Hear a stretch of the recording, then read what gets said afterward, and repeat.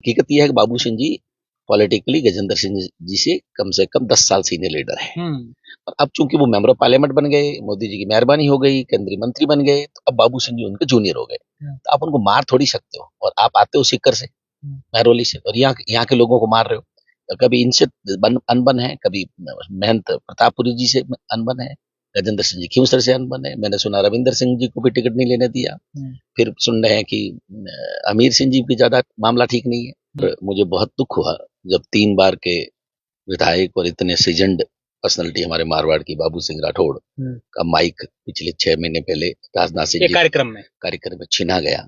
आपको लेकर ये चर्चाएं हैं कि करण सिंह पर इस बार विशेष आशीर्वाद किसका रहा, दिल्ली वाला था कि जयपुर वाला?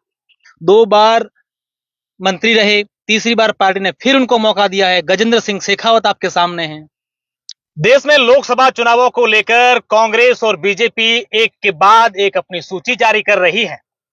और कांग्रेस की जब पहली सूची आई तो राजस्थान की उस लोकसभा क्षेत्र से एक ऐसे दावेदार को टिकट दी गई जहां से मुख्यमंत्री भी निकले हैं और केंद्रीय मंत्री भी हैं। जी हां, मैं बात कर रहा हूं जोधपुर लोकसभा क्षेत्र की, जहां पर कांग्रेस ने करण सिंह उर्चेड़ा को प्रत्याशी बनाया है। और उनको टिकट मिलने के बाद आज पूरे जोधपुर में एक विशेष माहौल था, उत्साह था इनके कार्यकर्ताओं में और इनमें भी। करण सिंह जी से कई सारी बातें जानेंगे, लेकिन सबसे पहला सर मेरा सवाल यही है, आपको लेकर ये चर्चाएं हैं कि करण सिंह पर इस बार विशेष आशीर्वाद किसका रहा, दिल्ली वाला था कि जयपुर वाला? दोनों का ही आशीर्वाद था, दिल्ली जयपुर दोनों का पूरा आशीर्वाद है। क्योंकि एक विशेष आशीर्वाद किसी न किसी का होता है, राहुल जी का, सचिन जी का, गहलोत जी का। देखो, सचिन जी और अशोक गहलोत साहब दोनों का आशीर्वाद था, जिसकी वजह से मेरे को टिकट मिला। जोधपुर की जनता का आशीर्वाद लेने के लिए कितनी मेहनत करनी पड़ेगी?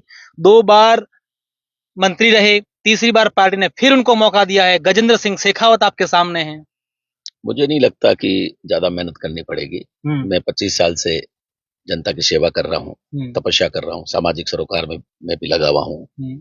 और मुझे जान के बड़ी हैरानी है, मेरे तो मित्र हैं गजेंद्र सिंह साहब, और 10 साल के बाद में इस तरीके का विरोध होगा जनता में, ये मैंने कल्पना नहीं करी थी। जब आप जनता के बीच में पहला चुनाव लड़ने जाते हो तो जनता आपको अजमा लेती है, और 10 साल बाद आप जाते हो तो फिर आपका खुद का रिपोर्ट कार्ड सामने होता है। तो मुझे तो नहीं लगता कांग्रेस पार्टी आराम से जीतेगी यहाँ से चुनाव। अच्छा, ये कह रहे हैं कि उनका विरोध जो है वो प्लान था, बाबू सिंह द्वारा विरोध करवाया जा रहा था। पिछले दिनों दोनों का एक साथ वीडियो भी आया, सीएम ने दोनों का राजीपा करवाया, उस पर आपका क्या कमेंट है? देखिए, मैंने तो, ये उनका अंदरूनी मामला है, पर मुझे बहुत दुख हुआ जब 3 बार के विधायक और इतने सीजन्ड पर्सनालिटी हमारे मारवाड़ की बाबू सिंह राठौड़ का माइक पिछले 6 महीने पहले राजनाथ सिंह जी कार्यक्रम में छीना गया। तो मुझे अच्छा नहीं लगा। इस तरीके की घटनाएं राजनीति में शोभा नहीं देती। और तो अब उसका रिएक्शन है कहीं न कहीं, मेरा मानना है। जब आप फिर टिकट में भी देरी हुई, लोग कह रहे थे पता नहीं, जो पेपरों में आ रहा था टिकट कट जाएगा, पर बाबू सिंह जी अल्टीमेटली टिकट ले आए। और ये तो अंदरूनी मामला है, बट इस तरीके से अगर एक सीनियर लीडर अगर अपने ही अंदर आने वाले लीडर को अगर खत्म कर देगा, पर हकीकत यह है कि बाबू सिंह जी पॉलिटिकली गजेंद्र सिंह जी से कम 10 साल सीनियर लीडर है। और अब चूंकि वो मेंबर ऑफ पार्लियामेंट बन गए, मोदी जी की मेहरबानी हो गई, केंद्रीय मंत्री बन गए, तो अब बाबू सिंह जी उनके जूनियर हो गए। तो आप उनको मार थोड़ी सकते हो, और आप आते हो सीकर से, महरौली से, और यहाँ के लोगों को मार रहे हो। कभी इनसे अनबन है, कभी महंत प्रतापपुरी जी से अनबन है, गजेंद्र सिंह जी खींवसर से अनबन है। मैंने सुना रविंदर सिंह जी को भी टिकट नहीं लेने दिया। फिर सुन रहे हैं कि अमीर सिंह जी की ज्यादा मामला ठीक नहीं है। तो फिर आप पूरे मारवाड़ में, यहाँ जन्मे जाए मारवाड़ के नेताओं को मारोगे, तो फिर एक दिन तो जो आदमी खड्डा खोदता है उसमें गिरता ही है। कहीं ना कहीं आपके भी दिमाग में ये समीकरण सारे बैठ रहे थे कि भाई तमाम चीजें अब जो है अनुकूल हैं और अब चुनावी मैदान में उतर जाओ और मौका भी है। नहीं, मैंने तो 2009 में भी टिकट मांगा, पार्टी ने दिया नहीं। 2014 में मांगा, दिया नहीं। 2019 में मांगा, दिया नहीं। तो मेरे को तो फर्क नहीं पड़ता। और अब जब जिस परिस्थिति में टिकट मिला है, आज भारत का लोकतंत्र खतरे में, भारत का संविधान खतरे में है, तो मेरा फर्ज है, कांग्रेसमैन ये बनता है कि मैं सब डर के बैठ जाएंगे तो लोकतंत्र कौन बचाएगा? अगर सब डर के बैठ जाते तो भारत आजाद कैसे होता? आज भारत के आजाद होने में जितनी प्रॉब्लम आ रही थी, जितनी जरूरत, इतनी ही जरूरत आज के दिन इस देश में इस सरकार की खिलाफत करने की।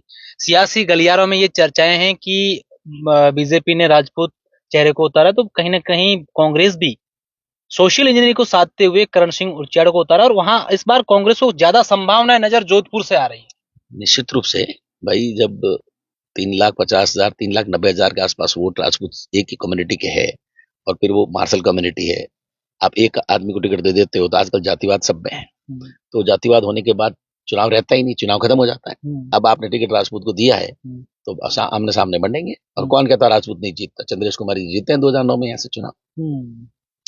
क्या चुनौती मानते हैं करण सिंह जी? चुनावी मैदान में जाएंगे, लोगों के पास वोट मांगने जाएंगे, अपने लोकसभा क्षेत्र में जाएंगे, जहन में क्या सवाल रहेगा कि ये यार चुनौती है, इसको कैसे डैमेज करें?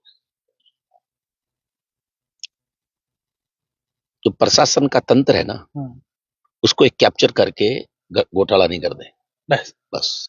बाकी चुनाव जीतने का प्रश्न ही पैदा नहीं होता, कांग्रेस पार्टी चुनाव जीतेगी। हम देख रहे हैं कि आपके नाम की जब से घोषणा हुई है, आपके समर्थकों में तमाम जगह पर एक विशेष उत्साह है। ऐसा उत्साह आमतौर पर टिकट मिलने पर नहीं दिखता है। आज आपके कार्यालय में आसपास देख रहे जैसे कि जीत करके वापस आए, ये उत्साह आपको फायदा पहुंचाएगा चुनाव में? भाई, उत्साह तो उत्साह होता है, और हम लोग, मेरे कार्यकर्ताओं में, कांग्रेस पार्टी में स्पेशली उत्साह अगर है तो मेरे लिए तो खुशी की बात है। हम लोग इसको, उत्साह को, मेरे लिए चैलेंज है कि इस उत्साह को हम लोग चुनाव के वोटिंग कास्ट तक किस तरीके से मेंटेन करें, ये मेरे लिए बड़ा चैलेंज है। हम लोग करेंगे इसको। और एकदम से टिकट मिलता है कांग्रेस पार्टी में, आपको पता है, तो एकदम से मेरा पहला चुनाव लड़ रहा हूँ, तो ये भी एक तरह से चैलेंजेस है कि हम लोग सभी विधायक कैंडिडेटों से संपर्क करके, उनके साथ मिलके बूथ तक पहुंच के बूथ कमेटियां कैसे बना करके उसको आगे चलें, ये मेरे लिए चैलेंज है। अभी पिछले दिनों आपने एक सामाजिक सरोकार निभाते हुए एक सामूहिक विवाह भी कार्यक्रम रखा था, बड़ा अच्छा कार्यक्रम। क्या कहना चाहेंगे? इस प्रकार के कदम, इस प्रकार के कार्य कितना सुकून देते हैं? ये आप मेरे मन की बात कहते हैं। मैं ऑनेस्टली कह रहा हूँ, मुझे राजनीति में राज करने का कोई शौक नहीं है। मैं सोशल काम करना चाहता हूँ और करता आया हूँ 25 साल में। मैं जब मेरा प्रोजेक्ट लाता हूँ तो प्रोजेक्ट में एक टूरिस्ट विडो को एक मकान देता हूँ, तो मेरे को कोई नहीं कह रख दो, उससे कोई मेरा ग्राहकी नहीं बढ़ती है, पर मुझे अच्छा लगता है। मैं अगर 10 करोड़ रुपए कमाता हूँ तो उतना अच्छा नहीं लगता जितना 20 लाख रुपए का मकान किसी गरीब विधवा महिला को सौंपता हूँ तो मुझे अच्छा लगता है। इसी तरह मेरे फादर साहब के देवलोक होने पर उनका सपना था गांव में कोई बिना छत नहीं रहना चाहिए, तो 5-6 भील परिवार, 1-2 मेघवाल परिवार थे जिनको हमने मकान बना के दिए, तो मेरे को अच्छा लगा। तो मैं ये चाहता हूं कि मुझे जनता मौका देवे, और इस मौके के बाद में सामाजिक काम बिना सरकार के फंड इन्वॉल्वमेंट किए हुए अच्छे से अच्छा कैसे कर सकते हो, ये मैं ये बताना चाहता हूँ भारत में पूरे में, कि भाई आप जरूरी नहीं सरकार की तरफ देखो पैसा नहीं आया, क्या हुआ? अगर मैं आज जोधपुर का सांसद हूं और मैं तय कर लूं, झोली फैला दूं कि मुझे पैसा चाहिए और ये काम है, इस गांव में इतने लोगों के छत नहीं बनाना है, तो पैसों की मुझे नहीं लगता, उनको लगना चाहिए, जनता को, बिजनेसमैन को, कि ये पैसा मेरा एक एक उगेगा, धर्म के खाते में जाएगा। तो मैं ऐसा काम करना चाहता हूं कि एक नेता की छवि हटके एक सामाजिक कार्यकर्ता किस लेवल पे बड़ा काम कर सकता है, जो एनजीओ करते हैं ये लोग। तो ये अगर आप, मेरा काम व्यक्तिगत रूप से करने की लिमिटेशंस है, अगर मैं ये काम सांसद बन के करूंगा तो उसकी कोई लिमिटेशन नहीं रहेगी, मैं बड़ा काम कर पाऊंगा, ये मेरा सपना है। शायद यही कारण है कि करण सिंह का क्रेज का जो ग्राफ है वो 2014 से बढ़ा, 19 में फिर बढ़ा, और अब लगातार ये क्रेज बढ़ता जा रहा है। अब देखने वाली बात होगी कि इनकी ऐसी सोच, इनका क्रेज 2024 के लोकसभा चुनाव में किस तरफ करवट लेता है। धन्यवाद।